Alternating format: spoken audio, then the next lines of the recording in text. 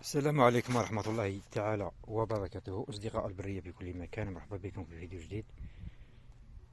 في هذا الفيديو راح نحكيو على واحد المنطقة جبلية كما راكم تشوفوا بحذا الجبل.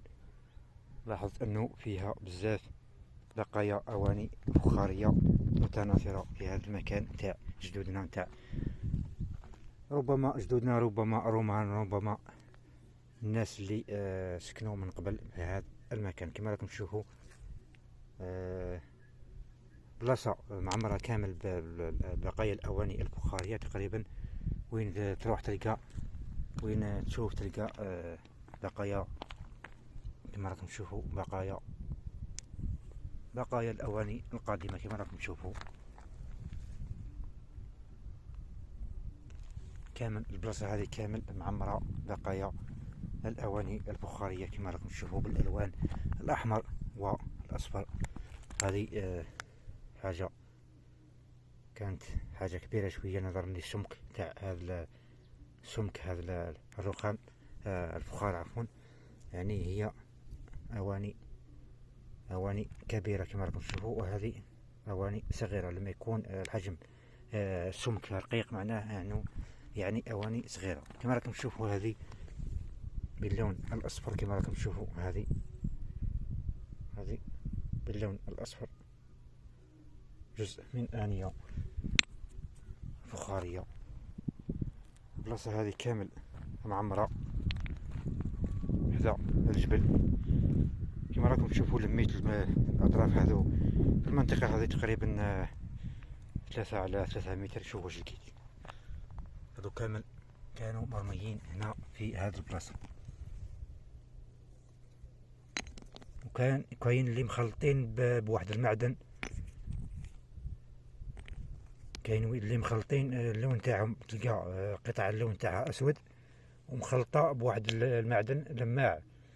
عييت نفهم هذاك المعدن كيفاه حتى نرحاوه، منين جابوه كيفاه حتى رحاوه وخلطوه مع الاواني هذيك، وعطات واحد الصلابه للمعدن، لا للقطعه الفخاريه. شوفوا هذه المنطقه كامل معمره، ما يدل على أنه هذه البلاصة كانت مقر لإحدى القبائل أو إحدى التجمعات السكانية للرومان أو لأحد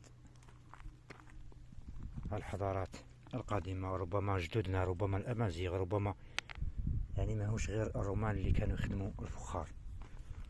ما راكم تشوفوا الأرض كامل معمرة، هاي الأرض كامل معمرة أواني، بقايا الأواني الفخارية. ها